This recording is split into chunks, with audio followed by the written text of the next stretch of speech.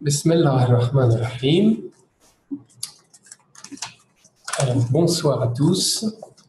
Salam alaikum wa rahmatullah. Donc, c'est un plaisir, un honneur et une première ce soir d'être parmi vous.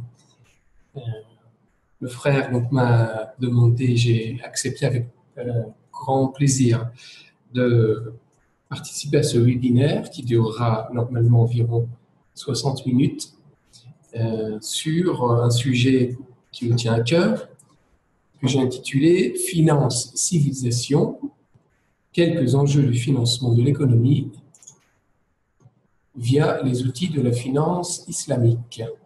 J'espère que tout le monde m'entend bien. Alors, j'ai voulu, si vous voulez, donner un aperçu assez général du sujet, sans entrer trop dans les détails. Ce sera le sujet d'autres cours ou d'autres présentations, d'autres lectures, le cas échéant.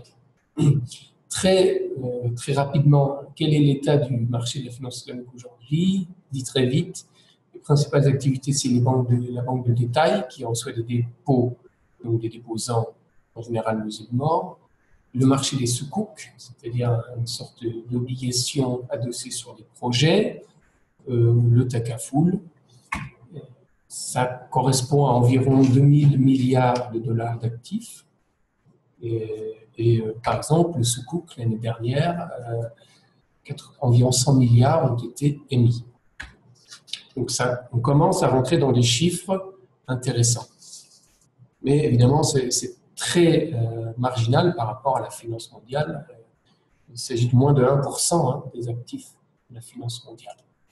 En ce qui concerne le sommaire, donc une introduction, un long développement sur les définitions, parce qu'on a évidemment, comme toute chose nouvelle ou pas toujours complètement acceptée, il y a des grandes discussions sur les définitions de ce qu'est la finance islamique. Les enjeux, et c'est vraiment, moi, aujourd'hui, l'intention, c'était de venir aujourd'hui, c'était pour présenter les enjeux. Et puis, quelques aspects pratiques. Et enfin, les conclusions. Voilà. Si vous êtes d'accord, on introduit le sujet. Quelles sont les fonctions du financement de l'économie? Un peu globalement, si vous voulez, vous savez tous cela, mais quelques rappels. Alors, l'acquisition d'actifs meubles ou immeubles. Donc, il peut s'agir actifs meubles, c'est les titres financiers, immeubles, les biens immobiliers, les projets industriels et commerciaux, les dépenses de fonctionnement de l'entreprise ou de l'administration. Alors, pour l'entreprise, ça peut être la trésorerie, avoir des facilités de paiement, du crédit à l'export, l'administration. Alors, c'est les investissements en infrastructure, les dépenses courantes, la dette, l'amortissement. L'intérêt de la dette publique, financer l'intérêt de la dette publique, ou privée, la dette des entreprises, et financer les retraites, alors soit par répartition ou par capitalisation, la répartition impliquant une solidarité intergénérationnelle. Vous savez plus ou moins tout cela. Les sources de financement, quelles sont-ils? Les sources de financement de l'économie. Il existe trois sources principales publiques, à partir des impôts et des cotisations. Donc, financer les administrations, la sécurité sociale ou même le secteur privé à travers différents dispositifs. Il existe la source privée à partir de l'épargne des déposants. C'est ce qu'on appelle l'intermédiation bancaire. Et cela finance des prêts aux ménages, aux entreprises, voire même les banques et les sociétés, les institutions financières. Enfin, la troisième source, c'est une source privée par capitalisation à travers des titres financiers de marché, l'assurance vie, le recours direct aux investisseurs, etc. Ensuite, oui, alors excusez-moi, il ne faut pas que j'oublie d'appuyer sur la touche. En ce qui concerne les méthodes de financement, très rapidement, on parle des méthodes de financement conventionnelles, c'est-à-dire qui sont utilisées par, qu'elles soient islamiques ou pas, par les banques, les institutions financières, etc. Alors, quelles sont les méthodes? Alors, il y a l'intermédiation bancaire, avec à la tête la Banque universelle qui couvre la plus grande partie des besoins de financement de l'économie.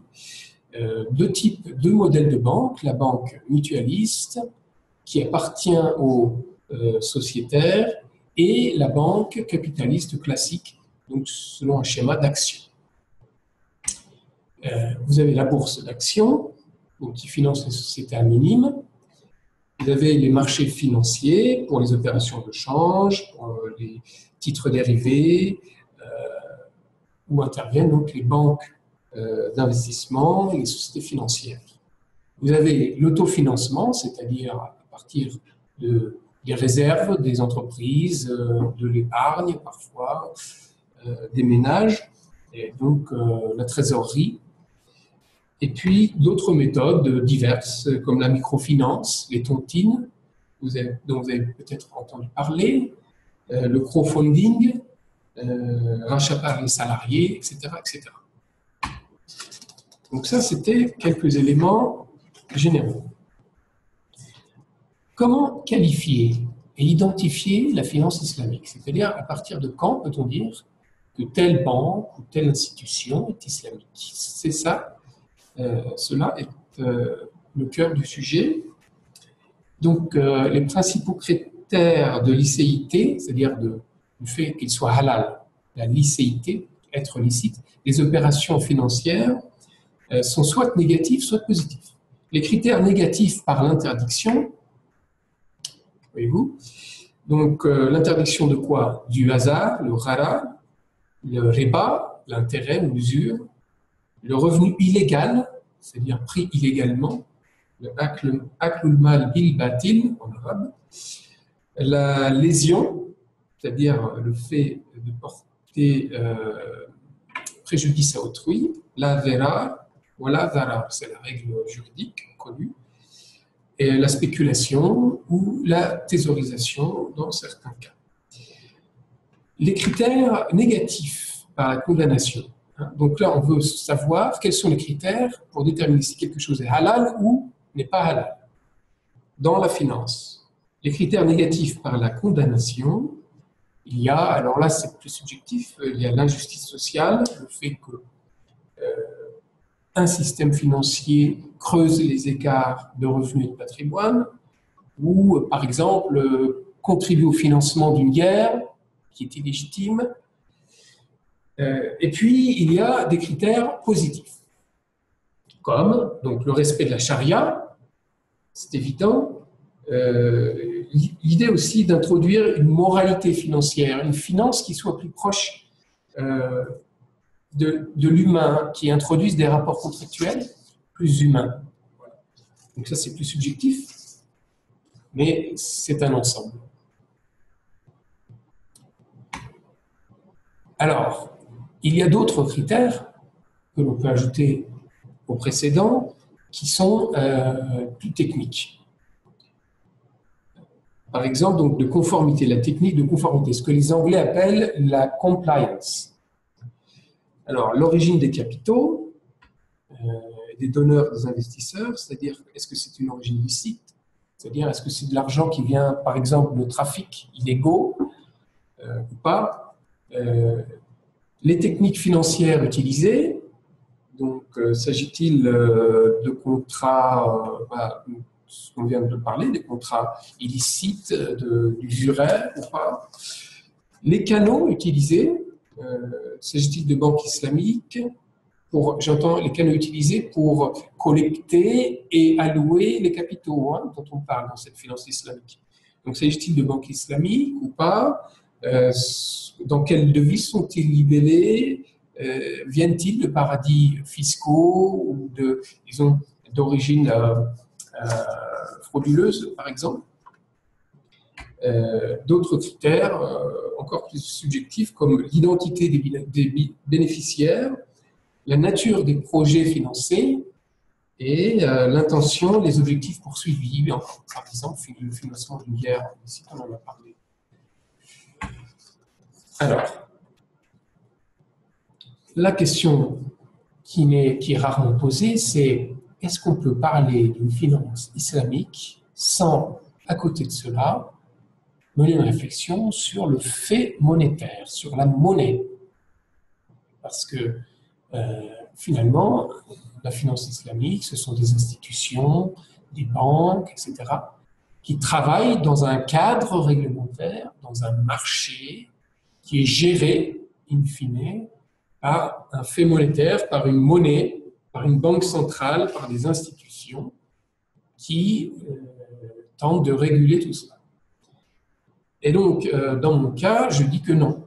Il est très difficile de parler de finance islamique complètement si, à côté de cela, on ne réfléchit pas sur la monnaie. Alors, il y a le cas de l'inflation, le cas de la souveraineté monétaire, c'est-à-dire que est-ce que votre monnaie est une monnaie qui est appuyée sur votre économie, vos indices de développement, ou alors c'est une monnaie qui est appuyée sur une parité, sur le dollar. Et on voit ça dans quasiment tous les pays islamiques, malheureusement, c'est-à-dire que ce sont des monnaies qui sont appuyées sur d'autres monnaies.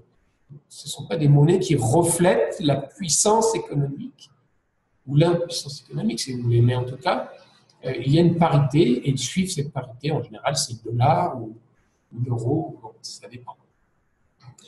Il y a aussi la structure du réseau bancaire.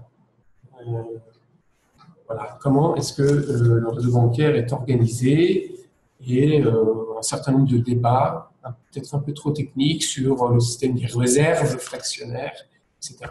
Bon. Alors, ça c'était pour cadrer un peu le sujet. Maintenant, parlons un petit peu de définition, si vous voulez bien. Bref rappel historique sur la pratique de la finance islamique. On a toujours un peu l'impression que la finance islamique, c'est né dans les années 50, 60, on met une date, l'expérience de Midram en Égypte en 1967, etc., etc. Et ça commence de là et ça se développe peu à peu. Or, bien entendu, les pratiques financières islamiques naissent avec l'islam en réalité. Donc, ça remonte à très loin. Évidemment, c'est très difficile de tracer une origine, puisque c'est, si vous voulez, c'est lié à la pratique commerciale. Et beaucoup de commerçants, musulmans ou pas d'ailleurs, utilisaient les outils de la finance islamique sans le noter, sans l'écrire, sans l'annoncer, etc. Donc, on a un certain nombre de documents qui nous permettent, bien entendu, de déterminer que ces outils sont utilisés dès, même, je dirais, dès les premiers jours de l'islam et même avant pour certains outils. Avant l'islam, c'est-à-dire qu'il y a des contrats, ça s'appelle les contrats Enza'i dans le fiqh, c'est des contrats qui existaient avant l'islam et qui ont été acceptés, et cautionnés, validés par le prophète et les imams par la suite. Puis il y a des contrats au contraire qui sont ici, selon l'expression fiqh, qui ont été créés ad hoc par le prophète et les imams, par la charia, si vous voulez. Très rapidement, donc, on a l'institution des sarraf, c'est-à-dire ces gens qui pratiquent le change dans l'empire musulman, entre le dirham, le dinar et les différents types de monnaies. On a les grandes familles de négociants, donc sous les différents empires, qui avaient un rôle en réalité de financeur et un peu un rôle de banque en réalité. Mais c'était des grandes familles, les Karimi en Égypte, les Nobart en Irak, etc. Des grandes familles qui, voire prêtaient même aux wazirs, aux califes, etc. et aux familles princières. On a, d'après des auteurs de Jinhek, la création d'une banque centrale par les Abbassides en 926. Selon Nasser Khosrow, dans son Safarnameh, plus de 200 banques étaient actives à Isfahan dès 1052 après Jésus-Christ. Et puis, un certain nombre de documents, beaucoup de documents, dont ceux de la Génisa du Caire, qui sont des documents en fait hébraïques, puisque c'est des documents qui ont été retrouvés dans une synagogue, mais c'est plus de 200 000 documents qui retracent et qui actent de la pratique commerciale des négociants juifs du Caire, voilà. Et qui a fait l'objet d'études circonstanciées et détaillées, dont un universitaire anglais de Cambridge qui s'appelait Schluchter, qui était aussi juif. Mais, voilà. Alors, donc on voit, si vous voulez, qu'il y a un arriéré historique. Il y a quelque chose d'historique. Ça remonte très loin. Mais en quoi aujourd'hui peut-on et ou ne peut-on pas parler de finances islamiques? Alors, on peut parler de finances islamiques parce qu'il y a des institutions financières qui sont créées par des musulmans. Voilà. Ensuite, ces institutions sont dans des pays musulmans ou pas. Ensuite, ils financent des projets soutenus par, promus par, et dont les bénéficiaires sont des musulmans. Il y a le respect des dispositions légales islamiques par ces institutions. Il y a l'idée, on est dans si vous voulez, dans deux scénarios. Il y a un scénario hybride où les banques usuraires côtoient les banques islamiques sans intérêt, et il y a le système islamique plein, c'est-à-dire où il n'y a plus de banques qui pratiquent l'intérêt. C'est le cas, par exemple, de l'Iran depuis 1983 et du Pakistan avant même 1983. Il y a aussi une zone grise. Aujourd'hui, on appelle ça la finance éthique. On va en reparler plus tard. Qui souvent, la banque éthique, qui n'a aucune relation a priori avec l'islam ou les musulmans, mais qui est créée, et là vous avez en bas la JAC, qui est une banque suédoise, et qui est créée sur le principe du non-intérêt, c'est-à-dire sans intérêt. Alors la JAC, c'est une banque coopérative. Voilà, il gère à peu près 9 millions d'euros, d'après le site Wikipédia. Alors, je ne sais pas si c'est correct.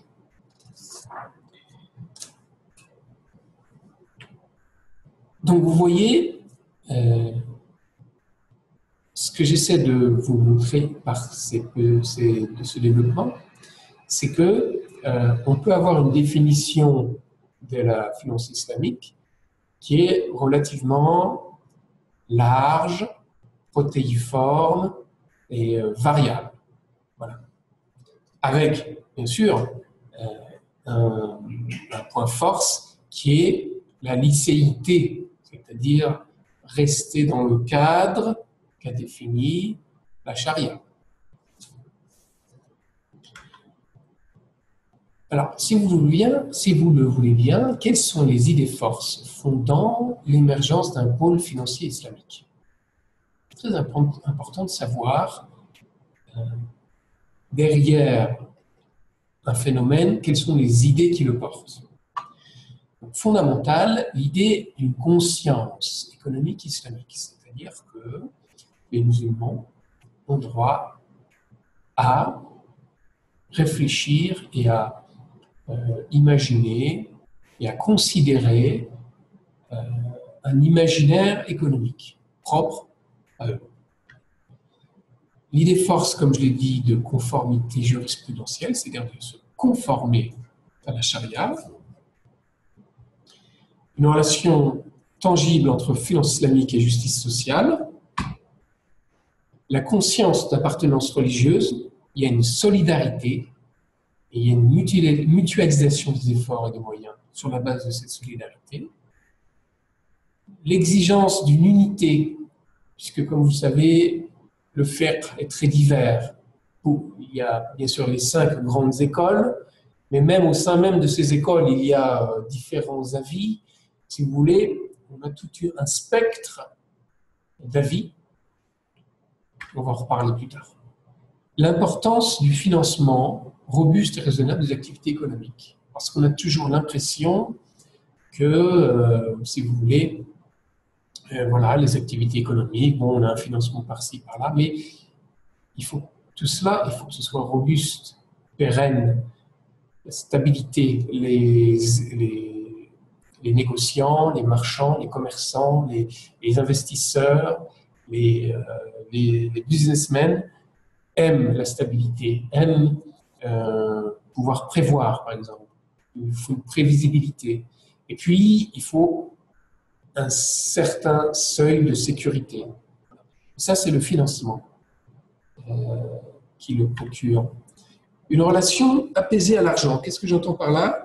C'est que parfois, nous avons un peu l'impression qu'être, entre guillemets, permettez-moi l'expression, être bon musulman, c'est ne pas aimer l'argent, ou c'est ne pas trop se mêler des affaires mondaines, c'est-à-dire des affaires de ce monde. Or, ce n'est pas le cas. Or, ce n'est pas le cas. Au contraire, une relation apaisée, rationnelle avec l'argent, temporelle même. Alors, on a la liste. Les saman keston, les zaman keston minas saman. Au temps revient une partie du prix. Donc, on voit bien que tout ça doit être, si vous voulez, digéré dans une relation apaisée à l'argent. Et puis, éviter le cloisonnement des activités, c'est-à-dire, voilà, comme c'est la finance islamique, alors ils ne peuvent pas, alors on ne peut pas avoir des relations contractuelles, commerciales, voire même financières avec d'autres institutions, etc. Non. Éviter le cloisonnement, mais dans le cadre, encore une fois, de la jurisprudence. Pluralisme des modèles de finance islamique. Comme on l'a dit, c'est très protéiforme. Protéiforme, c'est-à-dire beaucoup de formes possibles. La définition, vous l'avez vu, elle n'est pas unique. Et selon les besoins, selon les circonstances, selon les envies, etc., la finance islamique s'adapte. Voilà.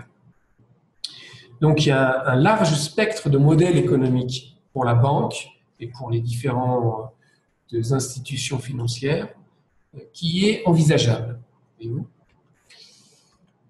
Alors, Mohamed Bakr Sadr, dans son livre Al-Bank al-Ribawi, fil Islam, c'est-à-dire la banque sans intérêt en islam, aborde cela très joliment. Il dit on peut l'aborder de différents niveaux, le système financier, soit en termes régaliens, ça c'est mon terme à moi, terme régalien, c'est-à-dire au niveau d'un territoire sous contrôle d'un pouvoir politique cohérent et indépendant dans ses lois et ses décisions. Ça, c'est l'aspect régalien. En gros, c'est un système financier islamique totalement sous la loi d'un pays musulman, donc a priori sans intérêt, etc. Après, on peut l'aborder en termes conventionnels privés, c'est-à-dire un certain nombre de banques, comme on le voit dans le pays du Golfe, sont dites islamiques. Si vous voulez, ils ont des conventions entre eux. Et ensuite, vous avez en termes microéconomiques, c'est-à-dire que vous êtes une seule banque. Une banque, deux banques, enfin en tout cas, vous êtes atomisé sur le marché bancaire et financier d'un pays, comme c'est le cas par exemple à Londres, où il y a quelques banques islamiques, mais c'est très marginal, vous êtes atomisé. Mais en tant que banque et en tant qu'entité économique qui a sa logique propre, vous respectez, dans la mesure du possible, la charia et les principes de la finance islamique. Donc, à tous ces niveaux correspondent différents modèles. D'accord ? Donc, il faut bien comprendre qu'on n'a pas un modèle de banque qu'on applique partout de la même façon, selon les mêmes procédures. Chaque situation implique un modèle particulier qui correspondra et qui s'adaptera aux circonstances.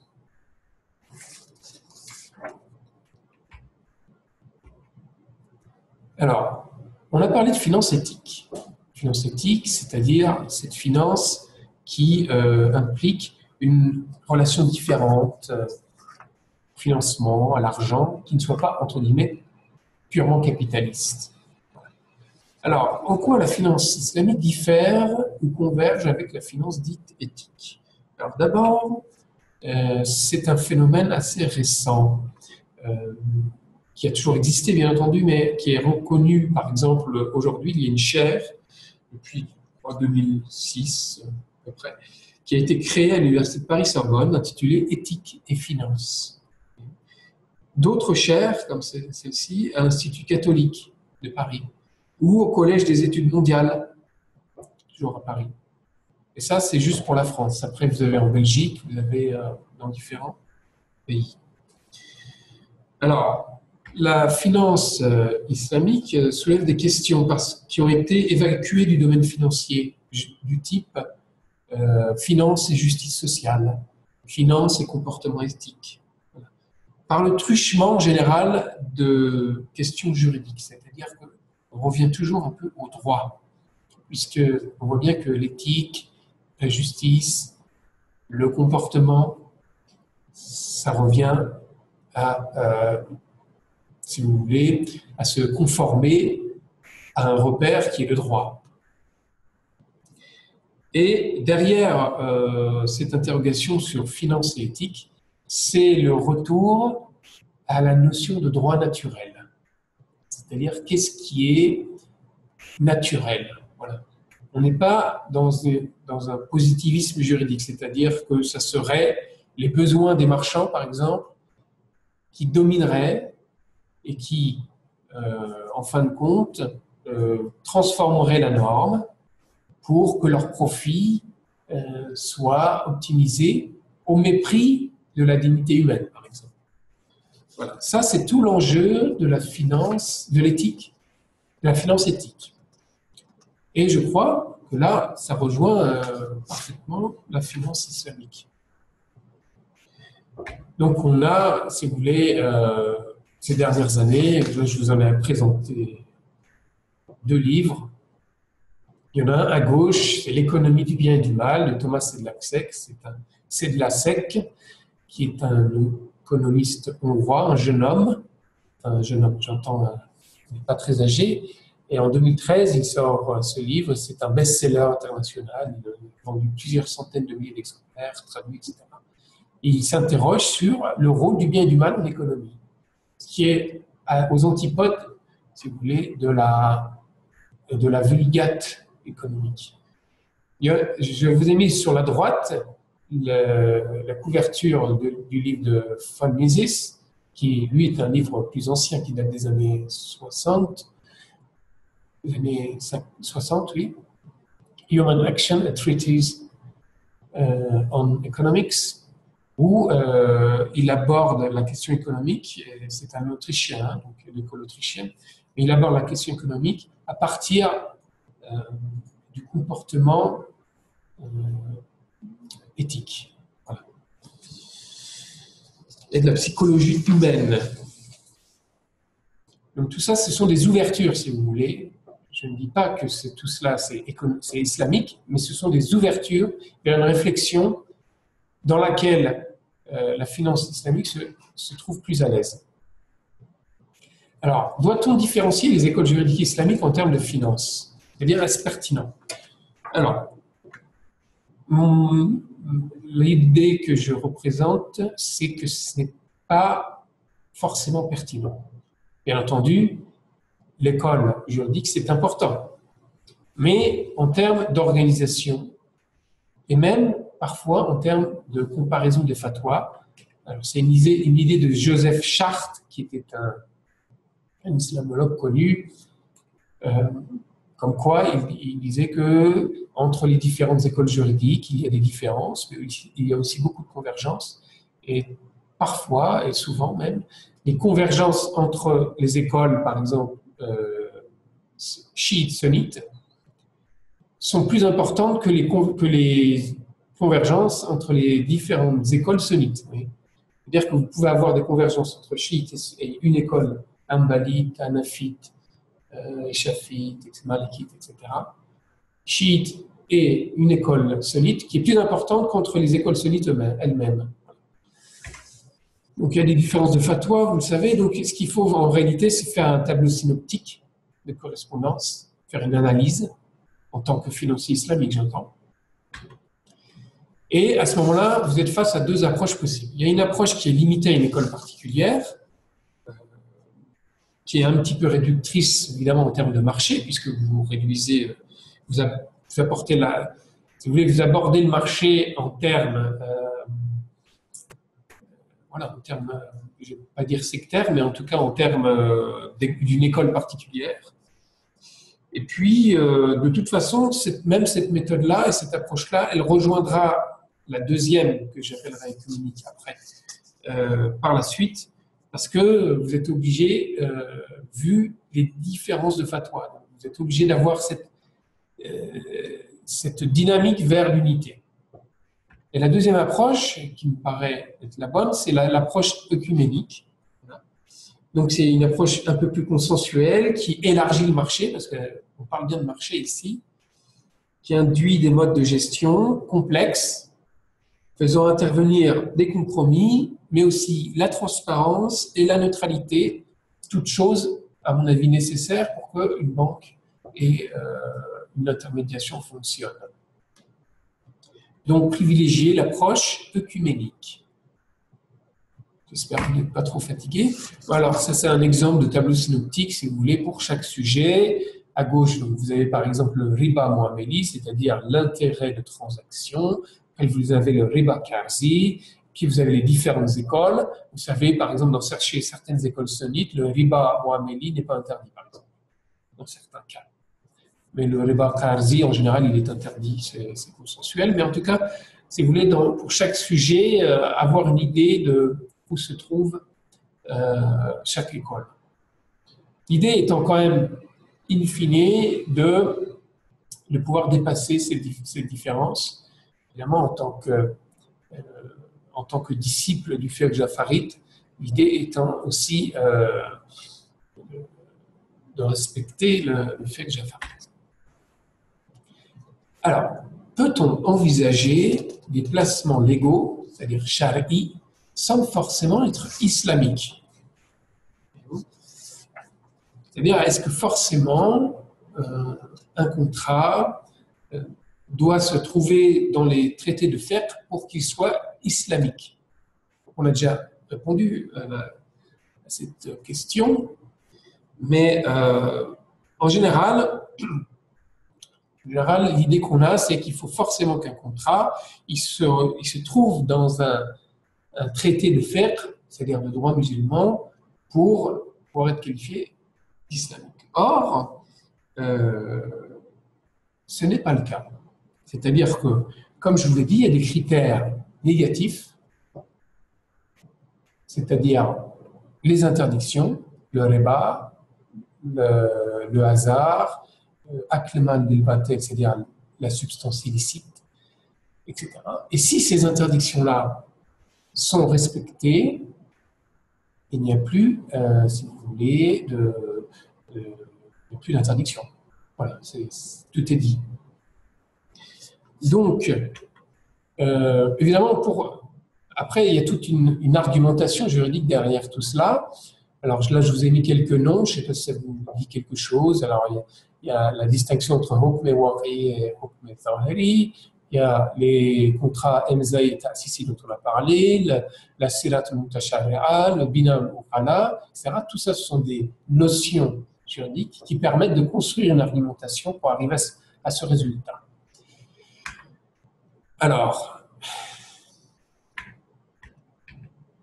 donc, l'idée, c'est de dire, en fin de compte, qu'il est possible d'envisager des placements légaux sans référence islamique. Et d'ailleurs, beaucoup de gens autour de vous, je pense, ont eu recours à des outils de financement auprès d'une banque qui n'était pas islamique, mais pour une raison ou pour une autre, qui était autorisée par le fait. Voilà. Le défi, l'un des grands défis de la finance islamique, c'est donc de substituer, c'est-à-dire de changer, de mettre un paradigme positif, œcuménique, consensuel, c'est-à-dire inclusif, c'est-à-dire qu'on accepte les gens, de le substituer à un paradigme qui aujourd'hui est plutôt restrictif, plutôt exclusif. On repousse. Voilà. Comment faire cela? Parce qu'en même temps, on veut quand même respecter les fatwas. Voilà. Donc il faut utiliser une méthode à tiroir. Comme toujours, il y a tout un travail, c'est progressif, etc. Tout ne se fera pas en un jour. Et donc, il faut utiliser une méthode à tiroir, c'est-à-dire en fonction du client, des besoins, etc. Utiliser différents outils, et ils existent, et c'est possible. Et puis, avoir aussi, donc, dans cette méthode à tiroir, des instruments financiers dédiés à des marchés de niche. Et bien sûr, la grande question en suspens, j'en ai déjà un petit peu parlé, c'est: peut-on parler de système financier sans souveraineté monétaire? Et ça, c'est une question qui aujourd'hui n'est pas suffisamment abordée par les théoriciens de la finance islamique, je dois le dire. Or, comme je l'ai déjà dit, je crois, la quasi-totalité des monnaies des pays islamiques aujourd'hui sont adossées à des devises étrangères. Comment faire? Il y a énormément de livres aujourd'hui qui sortent sur le thème de la guerre des monnaies. Le premier, c'est Hong Bing-sung. C'est un universitaire chinois qui a sorti son livre, je crois, en 2011. Et c'est une série de 3 livres, en fait, et où il s'interroge sur le rôle monétaire que peut avoir la Chine dans le nouvel ordre mondial. Et puis, vous avez bien sûr les Américains. Alors, eux, ce sont eux qui la pratiquent. Et jusqu'à maintenant, ils n'en parlaient pas beaucoup, puisqu'ils en étaient les principaux bénéficiaires, c'est-à-dire grâce au dollar. Mais récemment, un certain nombre d'ouvrages, d'articles, etc., sont consacrés à ce thème. C'est-à-dire que derrière tout cela, derrière les finances, il y a la monnaie, et derrière la monnaie, il y a une souveraineté. Voilà. C'est quelque chose, c'est une réalité, si vous voulez, qu'on ne peut pas négliger. Alors, les enjeux. Il nous reste environ 20 minutes, si je ne m'abuse. En espérant que vous n'êtes pas trop fatigué par cet exposé. Alors, au niveau la question du financement de l'économie, comme je vous l'ai dit, donc le financement de l'économie, c'est une question de mutualisation de moyens. C'est-à-dire que quand je suis tout seul, je ne peux pas financer. Quand on est plusieurs, on peut financer. Donc, derrière la mutualisation, il y a un destin commun. C'est-à-dire que notre futur, c'est un futur partagé, vous et moi. Sans vous, je ne peux rien, et sans moi, vous ne pouvez rien. Et donc, il y a une question politique au sens noble du terme. Et derrière cela, il y a la question de gouvernement, de gouvernance. C'est-à-dire l'idée qu'on est capable de gouverner cette communauté de destin. Et aujourd'hui, on assiste évidemment à la tentative de privatiser ce que j'ai appelé cette conscience politique, c'est-à-dire une solidarité, une mutualisation de moyens. On essaie de privatiser la monnaie même. Mais, à mon sens, c'est impossible, car c'est antithétique. C'est-à-dire que c'est une négation même du sujet. Donc, c'est pas possible. Il y a un livre, il y en a beaucoup, hein, mais j'ai choisi un livre du nouvel esprit des lois et de la monnaie, sous-titre « Les moyens d'une véritable démocratie ». Voilà. Alors, autre enjeu. En quoi avons-nous besoin de finances islamiques? Finalement, on pourrait très bien se dire, moi j'ai ma banque, je suis satisfait de ma banque, je n'ai pas besoin de votre finance islamique et de vos outils de finance islamique. Pourquoi donc toujours rassasser ce sujet? À courte vue, c'est une question qui peut se poser. C'est-à-dire, on peut effectivement se dire, tu n'en as pas besoin.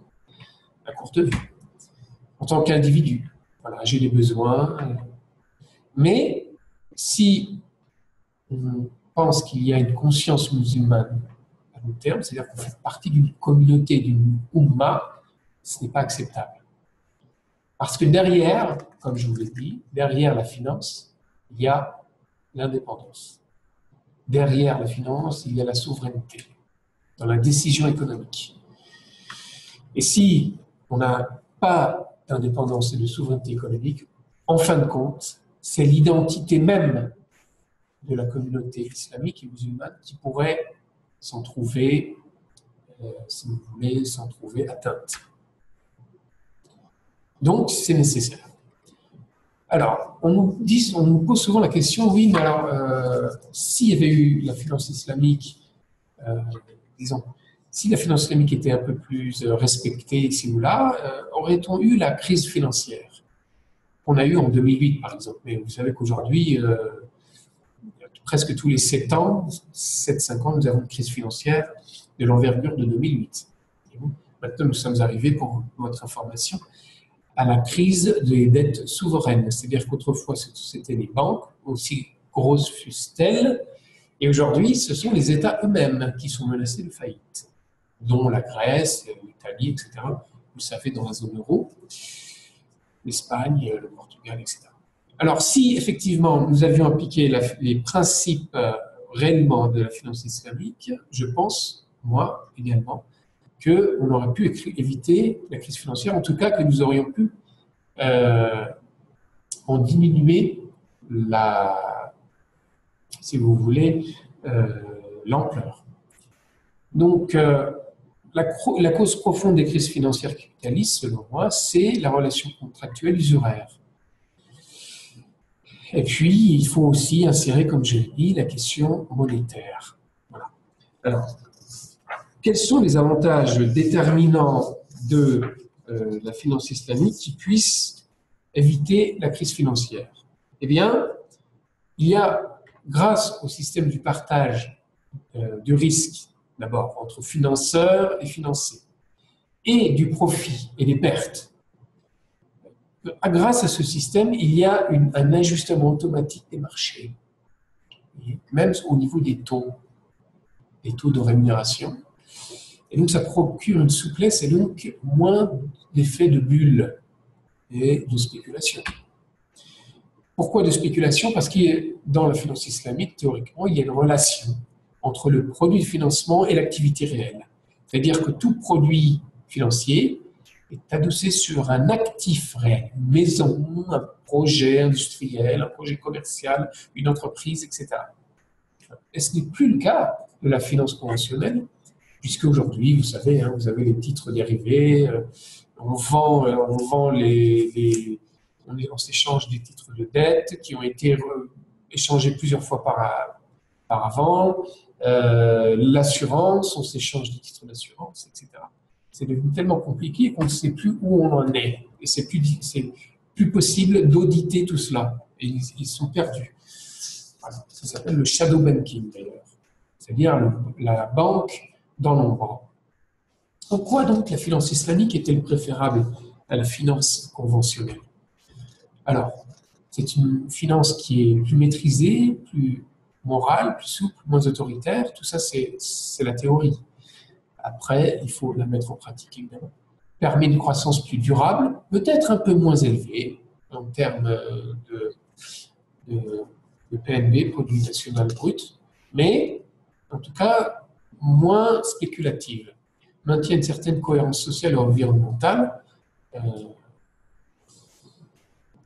autorise des ajustements de marché automatiques, ralentit le processus d'accumulation exponentielle de richesse, puisque dans la finance conventionnelle, comme vous savez, vous avez l'intérêt composé, le risque n'est pas partagé, il y a un phénomène de ruissellement par le haut qui est automatique, puisque c'est contractuel. Voilà. Et puis, certaines transactions dans la finance islamique sont interdites, comme celle des dettes. Certains secteurs ou produits, l'armement, sous certaines prostitution, l'industrie pornographique, l'alcool, etc. Vous savez tous, bien sûr, le riba. Et aujourd'hui, vous avez quelqu'un comme Thomas Piketty avec son best-seller « Le capital au XXIe siècle » qui a fait beaucoup de bruit, vous avez dû en entendre parler, qui reconnaît en réalité ouvertement que le système financier, alors il ne parle pas de l'intérêt directement, mais il suffit d'ajouter un ou deux mots, le système financier usuraire aboutit donc à une suraccumulation du capital. Donc autrefois on avait Marx qui parlait d'accumulation du capital, mais par les industriels. Et là, bien sûr, Thomas Piketty n'a pas l'envergure de Marx, mais en tout cas, son livre, qui a été un best-seller, induit que le système bancaire capitaliste usuraire tel qu'on le connaît aujourd'hui aboutit à une suraccumulation. Alors, en quoi est-ce que la finance islamique apporte des réponses à des problèmes actuels et à quel niveau? Donc, on en a déjà un peu parlé, je vais passer cela. Les aspects pratiques. Alors, en ce qui concerne les aspects pratiques, quand je dis pratique, c'est pratique en termes, quand on fait une réflexion, si vous voulez. Parce que si vous voulez vraiment connaître les aspects pratiques de la finance islamique, il suffit de vous adresser à votre banque islamique. En général, il y a des branches, alors que ce soit à Paris, à Genève, dans certains pays, d'autres pays, etc. Il suffit de vous y adresser. Alors, d'abord, pour qu'une finance islamique émerge, il faut qu'il y ait l'assentiment de l'État hôte. C'est-à-dire, on ne fait pas une finance islamique si l'État hôte ne l'autorise pas. Deuxième chose, c'est qu'il faut la présence d'une communauté musulmane, c'est-à-dire des clients. Troisième, c'est l'idée qu'il y ait une classe moyenne musulmane, c'est-à-dire qu'il y ait une épargne. Qu'il y ait une épargne, non seulement une épargne, mais aussi qui porte des projets économiques. Donc ça, c'est la classe moyenne, c'est-à-dire les gens qui ont un pouvoir économique. Ce qui, par exemple, pour la France, n'était pas le cas jusqu'à récemment. C'était essentiellement les gens des immigrés, plutôt de la classe ouvrière, qui d'ailleurs, s'ils avaient une petite épargne, il n'y aurait qu'une chose, c'est de l'investir, mais dans le pays d'origine. Ce qu'ils faisaient d'ailleurs. Après, il faut une dépolitisation du secteur financier islamique, c'est-à-dire que la finance est une chose, la politique en est une autre. Et c'est vrai, c'est le cas. Hein. En général, un projet économique, c'est un projet, si vous voulez, un projet économique, surtout s'il est porté par des individus ou des familles ou à un niveau, je dirais, un niveau relativement moyen, n'est pas porté par un projet politique. Après, pour les grands projets, d'énormes projets d'envergure géopolitique, ça c'est autre chose. Mais là, nous ne parlons pas de cela.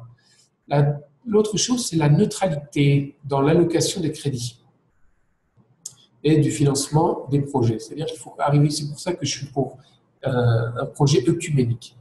C'est-à-dire, on ne choisit pas le projet financier selon des critères purement subjectifs, purement, je dirais, comment dirais-je, discriminatoires, par exemple, etc. La neutralité, ça me semble important. Et il faut un effort de législation de conformité à la législation positive, donc ça c'est le Parlement, acté de la liberté contractuelle, même en finance islamique. Donc tout ça, ce sont des choses, ça demande un gros travail auprès des autorités pour qu'elles soient effectivement mises en place. Quelles sont les forces sociales? Je vais un peu plus vite maintenant, car le temps se fait rare. Alors, l'idée de pluralisme financier, c'est-à-dire qu'on a différents types de produits que l'on décline selon les besoins. L'idée d'un niveau élevé et raisonnable de transparence sociale et économique. Voilà. Parce que la finance islamique, il faut savoir, est basée sur le projet, sur la performance du projet. C'est le cœur. Et donc, forcément, il faut de la transparence. Ensuite, un projet social d'enrichissement, une idée de prospérité privée populaire.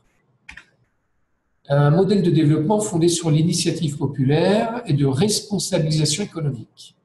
Tout ça, ça demande des développements. Nous n'avons pas le temps de le faire. Une intégration des grands vecteurs de croissance économique et industrielle par l'élite économique musulmane. Aujourd'hui, quels sont les vecteurs de croissance? Les gens, je parle de l'élite économique musulmane, c'est-à-dire les gens qui ont la décision économique, c'est-à-dire en général, c'est soit les grandes familles, soit des décideurs, etc. Alors, ça peut être l'économie de la transition, l'économie de la connaissance, pardon, la transition énergétique, les technologies de pointe, etc., ou de valeur ajoutée.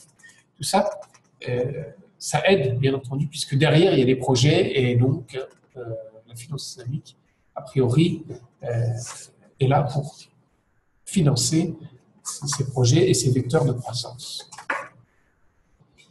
L'État a-t-il un rôle à jouer dans le développement de la finance islamique? Je dirais pas tant que ça, mais il faut quand même qu'il y ait les bases. Il faut par exemple assurer, garantir la propriété privée des musulmans, qui ne soient pas soumis à certains aléas. Prendre en compte les besoins, les doléances de la communauté musulmane dans le processus de législation. Garantir la possibilité de financement de marchés publics par la finance islamique, pourquoi pas. Recours à la finance islamique pour les projets de type partenariat public-privé. Stabiliser les relations entre entités conventionnelles, c'est-à-dire les banques usuraires et les banques islamiques. Tout ça, c'est ce que peut faire l'État. En tant que ménage ou entreprise, quel apport de la finance islamique? C'est-à-dire moi, quand je suis un ménage, ou quand je suis une entreprise, qu'est-ce que je peux en tirer de la finance islamique? Alors déjà, il y a des besoins de financement, mais l'idée, c'est d'adapter aussi l'offre en fonction de ce que donne le système de la banque conventionnelle, traditionnelle. Parfois, il n'est peut-être pas nécessaire de refaire des choses qui existent déjà, par exemple. Garantie sur l'origine et l'utilisation des fonds, c'est-à-dire que moi, quand je m'adresse à ma banque islamique, voilà, je sais d'où viennent les fonds, plus ou moins, à quoi ils seront utilisés. Bienveillance dans l'instruction du dossier, forcément, quand on est musulman, on s'adresse à la finance islamique, ça aide normalement dans l'instruction du dossier, développement de la communauté islamique et l'idée je participe d'un mouvement vers un partage plus équitable du risque et des profits, à travers donc, les contrats de partage de profits et risques, qui est le noyau dur de la finance islamique. Mais il existe des contrats aussi à marge fixe. Il y a deux choses. Soit c'est à marge fixe, et dans ce cas-là, ça ressemble bien souvent à ce qui est déjà fait, et il y a les contrats donc, de partage de profits et de pertes. C'est-à-dire, si le projet fait des profits, j'ai droit à ma part, et s'il fait des pertes, j'accepte d'en subir une partie.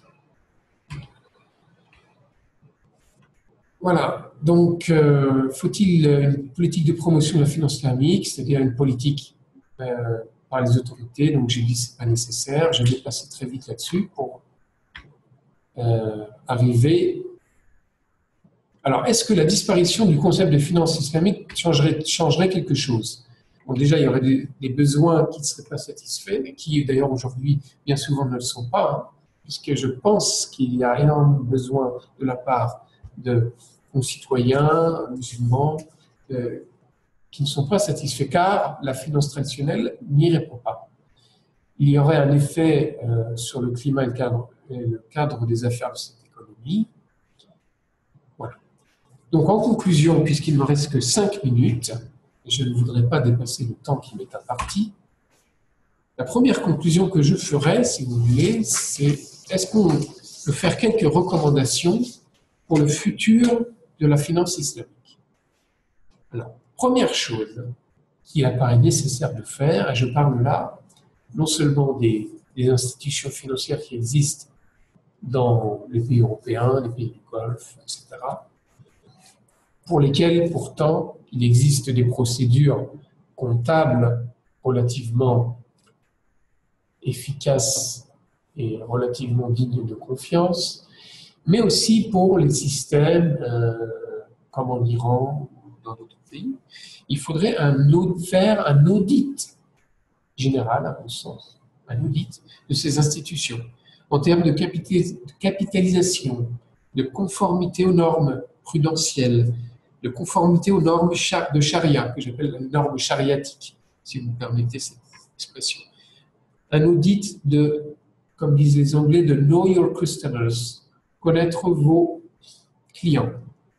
Un audit des documents comptables, des procédures comptables, des portefeuilles contractuels, des stratégies, des pratiques commerciales, etc. Des politiques de ressources humaines, etc., etc. Donc un audit, quoi, si vous voulez. À mon avis, c'est nécessaire pour savoir où on en est exactement. Car malheureusement, parfois, ça manque de transparence. Deuxième chose qui serait intéressante, c'est d'avoir un mouvement international qui viserait à une prise de conscience de l'importance qu'a la finance islamique pour le futur économique, mais même, je dirais, le futur de la civilisation même de l'islam. Parce que sans finance, sans monnaie, comment une économie peut-elle se développer sainement et sereinement? Voilà. Donc ça serait ma première conclusion. Et ma deuxième conclusion, il me reste 2 minutes, c'est une conclusion globale sur la finance islamique, si vous me permettez. Savoir que la finance islamique, c'est un projet d'idéal, c'est un idéal. Un idéal dans le sens où il se détache des pratiques communes et faciles, puisque l'intérêt, c'est quand même plus facile quelque part, voyez-vous, parce que vous n'avez pas de risque. Donc l'intérêt, c'est facile. Après, c'est comme, vous voyez, sur l'autoroute, vous avez deux voies. Il y a une voie qui est plutôt facile et une voie qui est plus rapide ou un petit peu plus pour les pros, c'est les professionnels. Donc le facile, c'est l'intérêt. Voilà, vous avez un contrat, vous êtes sûr de gagner, vous gagnez à tous les coups de toute façon. Sauf faillite de la banque. Et vous gagnez à tous les coups. Alors, c'est un idéal, mais c'est un idéal qui est réel. Pourquoi? Parce qu'il est réalisable et en plus, il existe, il y a toujours des pratiques de finance islamique. Voilà. Et c'est un projet en devenir. Et alors, il y a des opportunités, des difficultés, différentes façons de l'aborder aussi. Mais l'important, c'est d'accepter les fondamentaux, une méthode qui laisse la possibilité d'aboutir, c'est-à-dire une méthode qui soit flexible. Et donc, la conclusion que je dirais, c'est à quand notre futur projet de banque ou de société d'investissement? Bien sûr, c'était un petit clin d'œil. J'espère avoir été relativement clair, pas trop technique, et je vous remercie de votre attention.